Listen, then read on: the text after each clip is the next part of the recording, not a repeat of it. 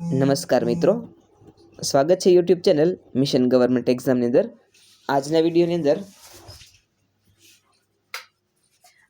આપણે વાત કરીશું ધોરણ 7 વિષય સામાજિક વિજ્ઞાન તેમાંથી તૈયાર કરેલા અતિ મહત્વના પ્રશ્નો અને તેમના જવાબો જે આવનારી તમામ પ્રકારની ગુજરાત ગવર્મેન્ટની એક્ઝામમાં આપને મદદરૂપ થઈ શકશે. શરૂ કરીએ આજનો વિડીયો. પ્રશ્ન નંબર 1. પ્રાચીન હિન્દના ઇતિહાસમાં છેલ્લો હિન્દુ સમ્રાટ કોણ હતો? જવાબ છે હર્ષવર્ધન. પ્રશ્ન નંબર 2. હર્ષચરિતના લેખક કોણ છે? જવાબ છે બાણભટ્ટ. પ્રશ્ન નંબર 3. કનોજ વર્તમાનમાં કયા રાજ્યમાં આવેલું છે? જવાબ છે ઉત્તર પ્રદેશ. પ્રશ્ન નંબર 4. થાણેશ્વર વર્તમાનમાં કયા પ્રદેશમાં આવેલું છે? જવાબ છે પંજાબ હરિયાણા. પ્રશ્ન નંબર 5. પુલકેશી બીજાના ધ્વજમાં કયું ચિહ્ન હતું? જવાબ છે વરાહ અવતારનું. પ્રશ્ન નંબર 6. હ્યુ એન તસાંગે કયા રાજાના વૈભવના ખૂબ વખાણ કરેલા છે? જવાબ છે પુલકેશી બીજાના. પ્રશ્ન નંબર 7. હર્ષવર્ધન કયા ધર્મની સભા બોલાવતો હતો? જવાબ છે બૌદ્ધ ધર્મની. પ્રશ્ન નંબર 8. પલ્લવ વંશની રાજધાની કઈ હતી? જવાબ છે કાંચીવરમ. પ્રશ્ન નંબર 9. હર્ષવર્ધનના વહીવટમાં પ્રતિહાર કોને કહેવાતા? જવાબ છે દ્વારપાળને. પ્રશ્ન નંબર 10. હર્ષવર્ધનના વહીવટના અક્ષપટલિકનું કાર્ય શું હતું? જવાબ છે નોંધણી કરવાનું. પ્રશ્ન નંબર 11. વલ્લભી વિદ્યાપીઠ કયા જિલ્લામાં આવેલી હતી? જવાબ છે ભાવનગર. પ્રશ્ન નંબર 12. હર્ષવર્ધનના સમયમાં લોકો કયા મુખ્ય ખોરાકનો ઉપયોગ કરતા? જવાબ છે દૂધ, ઘઉં, ચોખા, ફળો અને શાકભાજી. પ્રશ્ન નંબર 13. તે સમયે સ્ત્રીઓનો મુખ્ય પહેરવેશ શું હતો? જવાબ છે સાડી. પ્રશ્ન નંબર 14. સોનાનું ચલણ ભારત તરફ કયા દેશમાંથી વ્યાપારને કારણે આવતું હતું? જવાબ છે રોમમાંથી. પ્રશ્ન નંબર 15. હર્ષ અને પુલકેશી વચ્ચેના યુદ્ધ પછી કનોજનું સામ્રાજ્ય ક્યાં સુધી સીમિત રહ્યું? જવાબ છે નર્મદા નદી સુધી. પ્રશ્ન નંબર 16. હર્ષવર્ધનના સમયમાં કયા ધર્મનો પ્રભાવ વધ્યો હતો? જવાબ છે બૌદ્ધ અને હિન્દુ ધર્મનો. પ્રશ્ન નંબર 17. વાતાપી એટલે કે બાદામી કયા રાજ્યમાં આવેલું હતું? જવાબ છે કર્ણાટક. પ્રશ્ન નંબર 18. હર્ષવર્ધનના પિતાનું અવસાન કયા વર્ષમાં થયું હતું? જવાબ છે હર્ષવર્ધનના પિતાનું અવસાન ઈસવીસન 605માં થયેલું હતું. પ્રશ્ન નંબર 19. પ્રિયદર્શિકા નાટક કોણે લખેલું હતું? જવાબ છે સમ્રાટ હર્ષવર્ધને. પ્રશ્ન નંબર 20. હ્યુ એન તસાંગે ચીન જતી વખતે પોતાની સાથે શું શું લઈ ગયો હતો? જવાબ છે પુસ્તકો, અવશેષો અને મૂર્તિઓ. પ્રશ્ન નંબર 21. હર્ષવર્ધનના સમયમાં નગરોની સુરક્ષા માટે શું કરવામાં આવતું હતું? જવાબ છે હર્ષવર્ધનના સમયમાં નગરોની સુરક્ષા માટે કિલ્લેબંધી કરવામાં આવતી હતી. પ્રશ્ન નંબર 22. હ્યુ એન તસાંગે કયા રાજ્યના સમયની ધર્મ પરિષદમાં હાજરી આપેલી હતી? જવાબ છે હ્યુ એન તસાંગે હર્ષવર્ધનના સમયની ધર્મ પરિષદમાં હાજરી આપેલી હતી. પ્રશ્ન નંબર 23. હર્ષવર્ધન દર વર્ષે કયા ધર્મની ચર્ચા સભા બોલાવતો હતો? જવાબ છે હર્ષવર્ધન દર વર્ષે બૌદ્ધ ધર્મની ચર્ચા સભા બોલાવતો હતો. પ્રશ્ન નંબર 24.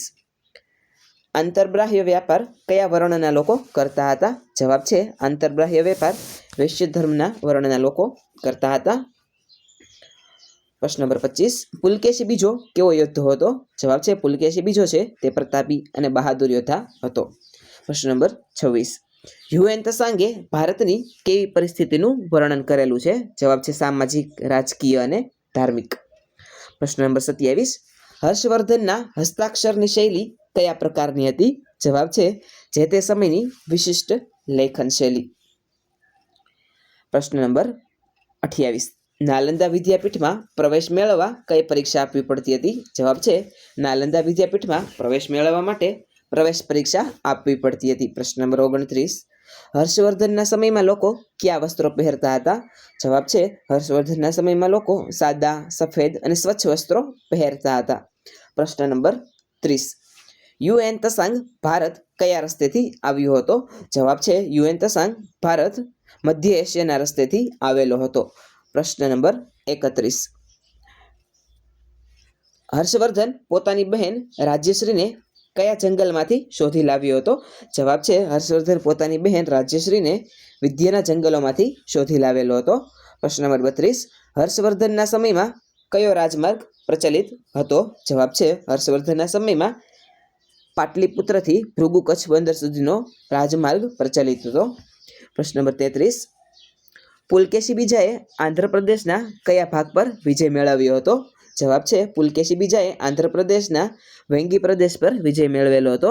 પ્રશ્ન નંબર 34, હર્ષવર્ધનના સમાજમાં કયા લોકોનું મનોરંજન નટ અને મદારી કરતા હતા? જવાબ છે ગામડાના લોકોનું.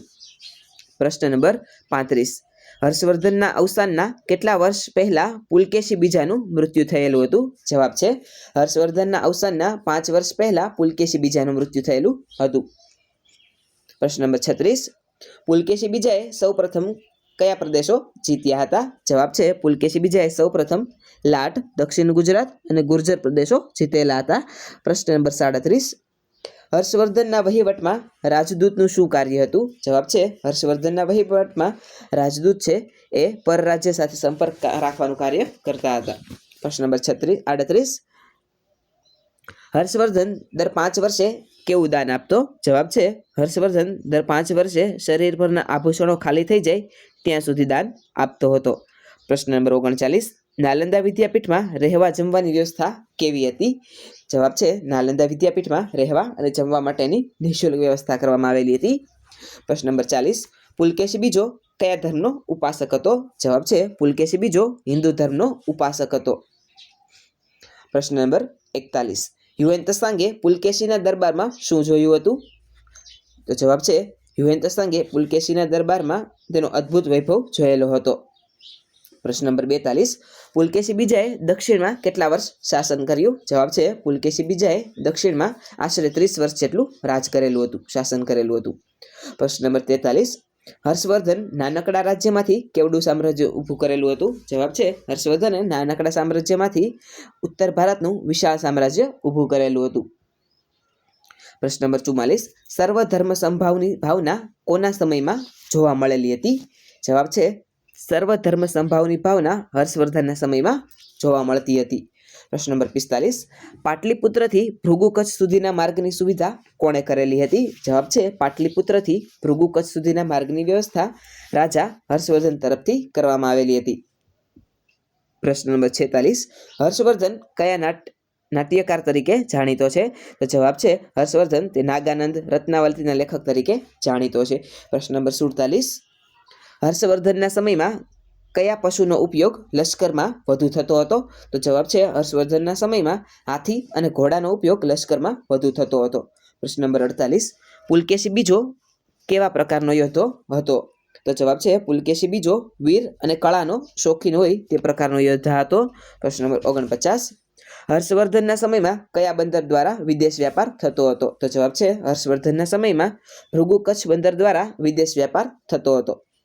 પ્રશ્ન નંબર 50, હર્ષવર્ધન અને પુલકેશી બીજો કોણ હતા? જવાબ છે હર્ષવર્ધન સમકાલીન શક્તિશાળી અને પુલકેશી બીજો બંને શક્તિશાળી શાસકો હતા.